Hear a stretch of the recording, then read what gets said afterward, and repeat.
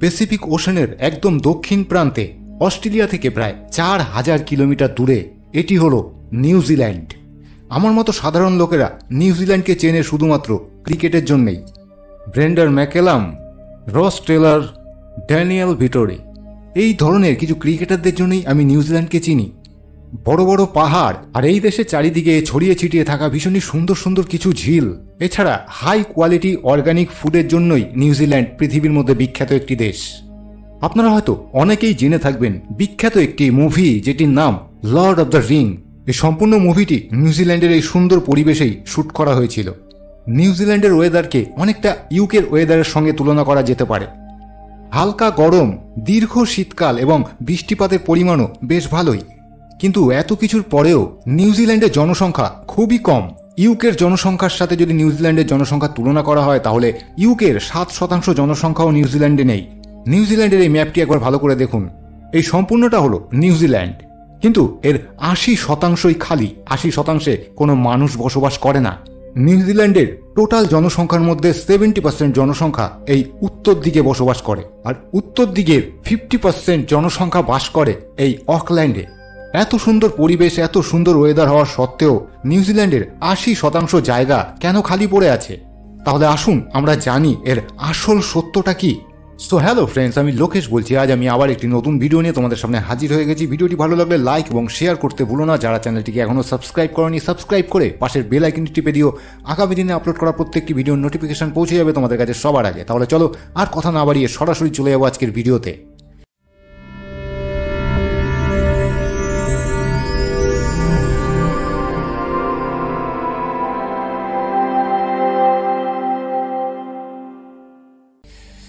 সবার প্রথমে ওয়ার্ল্ড ম্যাপের দিকে একটু চোখ বুলিয়ে নেওয়া যাক। আমরা দেখতে পাচ্ছি আমাদের সমস্ত দেশের থেকে নিউজিল্যান্ড অনেকটাই দূরে। আপনি যদি ইন্ডিয়া, পাকিস্তান বা বাংলাদেশ থেকে নিউজিল্যান্ডে যেতে চান তাহলে 17 থেকে 20 ঘন্টা পর্যন্ত সময় লাগতে পারে। তো এখন প্রশ্নটা হলো, মানুষ এত দূরে কিভাবে গিয়ে পৌঁছালো? আপনারা যদি এখন নিউজিল্যান্ডের অফিসিয়াল ওয়েবসাইটটি খুলে দেখেন তাহলে ওখানে দেখতে পাবেন আজ থেকে প্রায় 1000 বছর আগে, মোটামুটি 1320 থেকে 1350 সালের মধ্যে মাউরি নামের একটা জাতি যারা এই নিউজিল্যান্ডের দ্বীপটিকে খুঁজে বার করেন। আসলে সেই সময় এই মাউরি প্রজাতিটা পলিনেশিয়ান আইল্যান্ডে বাস করত। ত্রয়োদশ শতাব্দীর আশেপাশে নিজেদের এই জন্মস্থানের আইল্যান্ডটি ছেড়ে বড় বড় নৌকায় বসে তারা এই নতুন দ্বীপটিতে চলে আসে। এক কথায় বলা যেতে পারে এটা ঠিক সেই সময় যখন মঙ্গোলিয়ানস এবং চেঙ্গিস খান মিলে সমস্ত এশিয়াকে নিজের রাজত্ব কায়েম করার চেষ্টা করছে। কিন্তু এখন প্রশ্ন হলো, তারা তাদের এই আইল্যান্ড ছেড়ে নিউজিল্যান্ডের উদ্দেশ্যে কেনই বা গেল? যদিও সেই সময় পর্যন্ত নিউজিল্যান্ড বলে কিছু ছিল না, কারণ সেই সময় নিউজিল্যান্ডের নামকরণ করা হয়নি। তো যাই হোক, এই প্রশ্নের উত্তর পাওয়ার জন্য যখন ইন্টারনেটে একটু সার্চ করলাম তো তখন দেখতে পেলাম মাউরিদের হিস্ট্রিক্যাল রেকর্ড একটু আলাদা। তো সেই রিপোর্ট অনুযায়ী নিউজিল্যান্ড 13 শতাব্দীতে নয়, বরং তার থেকেও 500 বছর আগে অ্যারাউন্ড 750 এডিতে একজন মাউরি খুঁজে বের করেছিল। সেই ব্যক্তির নাম ছিল কুপে। কুপে ছিল একজন মৎস্যজীবী। তিনি যেই দ্বীপটিতে থাকতেন সেই দ্বীপের আশেপাশে উনি মাছ ধরে নিজের জীবিকা নির্বাহ করতেন।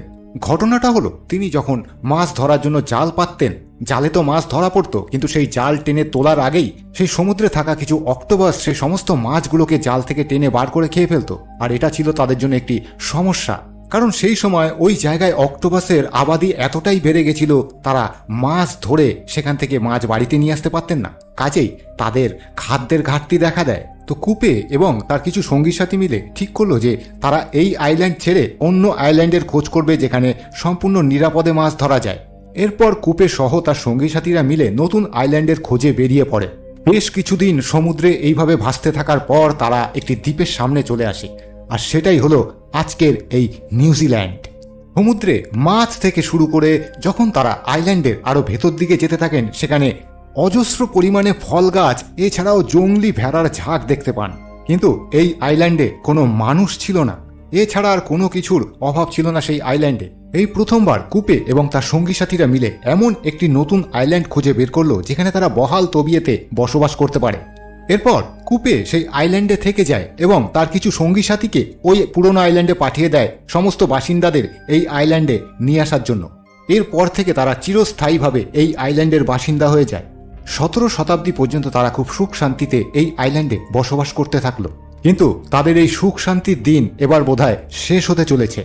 এটা ছিল সেই সময় যখন ওয়েস্টার্ন নেশন তাদের প্রতিপত্তি এবং ক্ষমতা বাড়িয়ে চলেছে সমস্ত দেশে। আর এই ক্ষমতাশালী দেশগুলোতে কিছু খোঁজকর্তারা ছিলেন যারা সমস্ত নতুন নতুন আইল্যান্ডের খোঁজ করে বেড়াতেন। খুঁজতে খুঁজতে তারা এই নিউজিল্যান্ডের আইল্যান্ডে এসে পৌঁছান এবং সেখানে এসে তাদের চক্ষু চড়ক গাছ হয়ে যায়। এত সুন্দর প্রাকৃতিক দৃশ্যে ভরপুর আইল্যান্ড তারা এর আগে বোধহয় কখনো দেখেননি। ইউরোপের একজন খোঁজকর্তা যার নাম অ্যাবেল টেসম্যান 1642 সালে তিনি এই নিউজিল্যান্ডের খোঁজ করেন। কিন্তু টেসম্যান সেই দ্বীপে পা রাখার আগেই মাউরিরা তার উপরে তীর ধনুক দিয়ে আক্রমণ করে। টেসম্যান এটা স্বপ্নেও ভাবতে পারেনি তার উপরে এরকম আক্রমণ হবে, কিন্তু এরপর তিনি সেখান থেকে ফিরে যান। এরপর 1769 সালে একজন ব্রিটিশ অফিসার জেমস কুক তিনিও একটি নতুন দ্বীপের সন্ধানে এই নিউজিল্যান্ডে এসে পৌঁছান। এবারও জেমস কুকের সেনাদের সঙ্গে মাউরি প্রজাতির জনগণরা আরেকবার যুদ্ধে জড়িয়ে পড়ে। এই যুদ্ধে কিছু মাউরি জনগণ মারা যায়। যাই হোক, সেইবারের মতো জেমস কুক তার দলবল নিয়ে সেখান থেকে ফিরে যায়। জেমস কুক তার এই সফরের একটি ম্যাপ তৈরি করেন। সেই ম্যাপ ফলো করে 18 শতাব্দীতে ইউরোপিয়ানসরা এই দ্বীপে এসে ওঠে। আর এইবার যুদ্ধ না করে মাউরি জনগণকে তারা খুব ভালোভাবে ইমপ্রেস করে। তাদেরকে এই দ্বীপে কিছু ব্যবসার কথা বলে মুনাফা লাভের লোভ দেখানো হয়। এরপর থেকে ব্রিটিশরা আস্তে আস্তে সমস্ত নিউজিল্যান্ড কবজা করতে থাকে। এরপর 1840 সালে ব্রিটিশ এবং মাউরিদের মধ্যে একটি চুক্তি স্বাক্ষর হয়, আর এই চুক্তিকে বলা হয় দ্য ট্রিটি অব ব্রেতাঙ্গি। এই চুক্তি অনুসারে নিউজিল্যান্ড তখন থেকে ইউরোপের আন্ডারে চলে যায়। সেই সময় পর্যন্ত সেখানে 2 লাখের কাছাকাছি মাউরি প্রজাতির মানুষ বসবাস করত। কিন্তু আগামী 100 বছরে সেই পপুলেশন বাড়ার বদলে কমে 40,000-এ এসে দাঁড়ায়। এর মুখ্য 2টি কারণ ছিল। যখন ইউরোপিয়ানরা এই দ্বীপে এসে ওঠে তাদের সঙ্গে সঙ্গে সেই সমস্ত ভাইরাস জীবাণু এই দ্বীপে এসে ওঠে। এরপর থেকে বিভিন্ন মারণ রোগে আক্রান্ত হয়ে মাউরি জনসংখ্যা আস্তে আস্তে কমে যেতে থাকে। এতদিন পর্যন্ত মাউরি জনগণরা সমস্ত পৃথিবী থেকে একেবারে আলাদা ছিল, তাই তারা এই সমস্ত রোগের হিউম্যানিটি ডেভেলপ করতে পারেনি। আর দ্বিতীয় কারণটি হল 19 শতকের দিকে নিউজিল্যান্ড দেশটি সম্পূর্ণ যুদ্ধ পরিস্থিতির মধ্যে দিয়ে চলছিল। এই দেশের দখল নিয়ে মাউরি এবং ইউরোপিয়ানদের মধ্যে খুব যুদ্ধ হয়, আর এই যুদ্ধ কম বেশি করে প্রায় 40 বছর ধরে চলে। এই কারণেও প্রচুর মাউরি মারা যায়। কিন্তু এরপর ইউরোপিয়ানরা বুঝতে পারে যে এই লোকাল লোকেদের ছাড়া কোনোভাবেই এই দেশটিকে ডেভেলপ করা যাবে না। তাই এই যুদ্ধ শেষ হওয়ার পরে পরেই ইউরোপিয়ানরা লোকাল লোকেদের সঙ্গে একটি মিটিং করে এবং সেই মিটিংয়ে লোকাল লোকেদের প্রত্যেকটি ডেভেলপমেন্ট প্রজেক্টে কি স্টেক হোল্ডার বানিয়ে দেওয়ার সিদ্ধান্ত নেওয়া হলো। আর এরপর থেকে নিউজিল্যান্ডে উন্নয়নের কাজ শুরু হতে থাকে। কিন্তু ভিডিওর শুরুতেই আমি যেমন আপনাদের দেখিয়েছিলাম নিউজিল্যান্ডের 80% জায়গা কেন খালি পড়ে আছে, সমস্ত জনগণ কেনই বা নর্দার্ন আইল্যান্ডে গিয়ে উঠল। আসলে নিউজিল্যান্ডের এই 80% জায়গা অর্থাৎ এই যে অংশটি বসত বাড়ি তৈরি করা বা কোনো রকম কনস্ট্রাকশন করা একেবারেই সম্ভব নয়, কারণ এই সম্পূর্ণ এলাকাটাই পাহাড় দিয়ে ঘেরা সমতল ভূমি বলতে এখানে কিচ্ছু নেই। এই এলাকাটা এতটাই অসমতল যে এখানে রাস্তাও তৈরি করা যাবে না, তাই এখানে মানুষের পক্ষে বসবাস করা একেবারেই সম্ভব নয়। আর এই কারণে নিউজিল্যান্ডের সম্পূর্ণ পপুলেশন এই নর্দার্ন আইল্যান্ডে এসে থাকে। পপুলেশন শর্টেজ এই প্রবলেমটি সলভ করার জন্য সেকেন্ড ওয়ার্ল্ড ওয়ারের পরে নিউজিল্যান্ড গভর্নমেন্ট একটি ইমিগ্রেশন পলিসি চালু করেছে। দ্বিতীয় বিশ্বযুদ্ধের আগে পর্যন্ত কালো চামড়ার মানুষদের নিউজিল্যান্ডে ঢোকা বারণ ছিল। এই কারণে 1950 সাল পর্যন্ত নিউজিল্যান্ডের জনবসতি একেবারেই কম ছিল। এই পলিসি চালু হওয়ার পর থেকে ইন্ডিয়া, চায়না, ফিলিপিন্স, এশিয়ার আরও বিভিন্ন দেশ থেকে লোক এসে এই দেশের নাগরিকত্ব নিয়ে এখানে বসবাস করতে শুরু করে।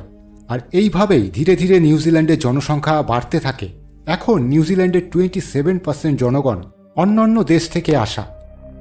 এখন অকল্যান্ডে নতুন বাড়ি তৈরি করার মতো কোনো জায়গা খালি নেই। এই প্রবলেম সলভ করার জন্য নিউজিল্যান্ড গভর্নমেন্ট প্রত্যেকটি মানুষকে $8,000 পর্যন্ত দিতে রাজি আছে। তারা যেন অকল্যান্ড থেকে 100 কিলোমিটার দূরে ওয়াইকাটোতে গিয়ে নিজেদের বসতি স্থাপন করতে পারে। নিউজিল্যান্ডের সমস্ত এগ্রিকালচার ইন্ডাস্ট্রিজ অ্যানিমেল মিটস এক্সপোর্টের ওপরেই নির্ভর করে। নর্দার্ন আইল্যান্ডে প্রচুর পরিমাণে বৃষ্টিপাতের জন্য এখানে চারিদিকে সবুজের ছড়াছড়ি। এই কারণে গরু, ঘোড়া এবং ভেড়া টাইপের প্রাণীরা এখানে বহাল তবিয়তে থাকতে পারে। নিউজিল্যান্ডের জনসংখ্যা এই মুহূর্তে 50 লাখের কাছাকাছি। তবে একটি রিপোর্ট অনুযায়ী এখানে গবাদি পশুর সংখ্যা প্রায় 3 কোটির কাছাকাছি। আর এই কারণেই পৃথিবীতে সব থেকে বেশি মটন এক্সপোর্টের দেশ যদি থেকে থাকে সেটি হলো এই নিউজিল্যান্ড। নিউজিল্যান্ডের 95% মাংস বিদেশে পাঠানো হয়। আর এই এক্সপোর্টের কারণে 2019 সালে $46 বিলিয়ন আয় করেছে নিউজিল্যান্ড। ইকোনমির দিক দিয়ে পৃথিবীর 50তম স্থানে রয়েছে এই নিউজিল্যান্ড। শুধুমাত্র মাংস থেকেই $46 বিলিয়ন কামানো মুখের কথা নয়। তো বন্ধুরা, আজকের এই ভিডিওটি যদি আপনাদের ভালো লেগে থাকে তাহলে একটি লাইক এবং শেয়ার করতে ভুলবেন না। যারা চ্যানেলটিকে এখনও সাবস্ক্রাইব করেননি, সাবস্ক্রাইব করে পাশে থাকা বেল আইকনটি টিপে দেবেন। আগামী দিনে আপলোড করা প্রত্যেকটি ভিডিওর নোটিফিকেশন পৌঁছে যাবে আপনাদের কাছে সবার আগে। তাহলে আবার দেখা হচ্ছে নতুন একটি ভিডিও নিয়ে। সবাই ভালো থাকবেন, সুস্থ থাকবেন। আজকের মতো সকলকে বিদায় জানাচ্ছি। নমস্কার।